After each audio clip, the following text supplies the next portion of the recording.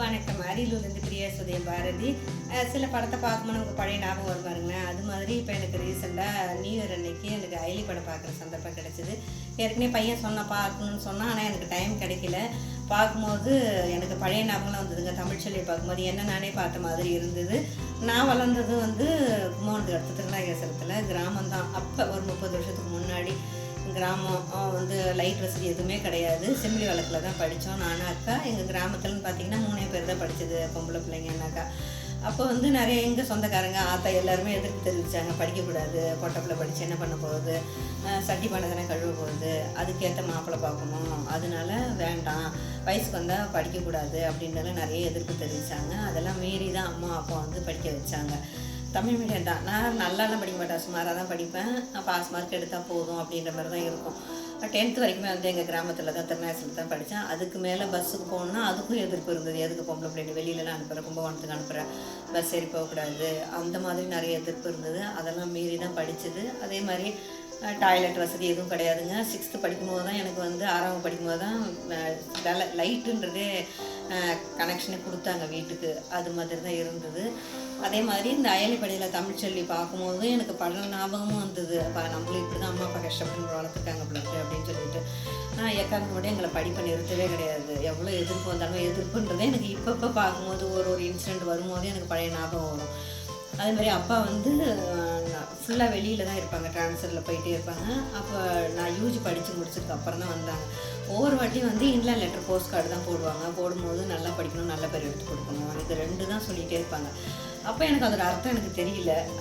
அம்மா பார்த்தீங்கன்னாக்கா எங்களுக்கு சின்ன குழந்தைலேருந்து அம்பளி மாமா, ஆனந்த விடன், கல்கண்டு அந்த மாதிரி படிக்கிற ரீடிங் ஹேபிட்டை கொண்டு வந்தாங்க.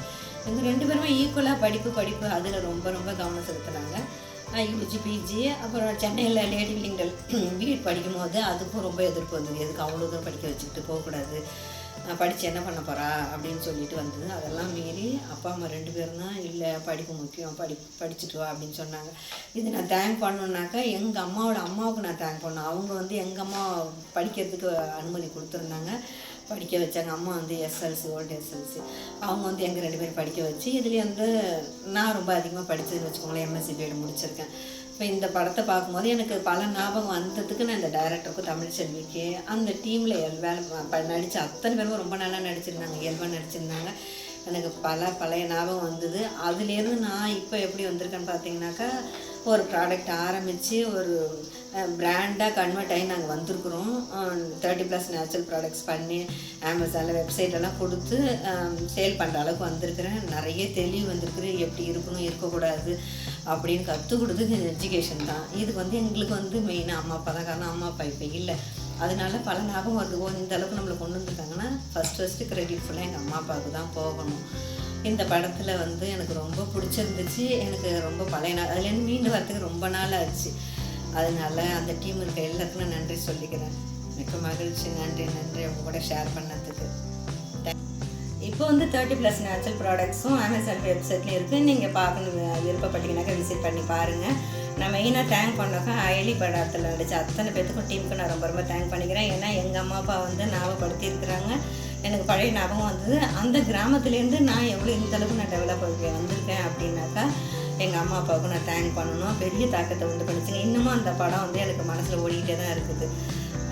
நன்றி.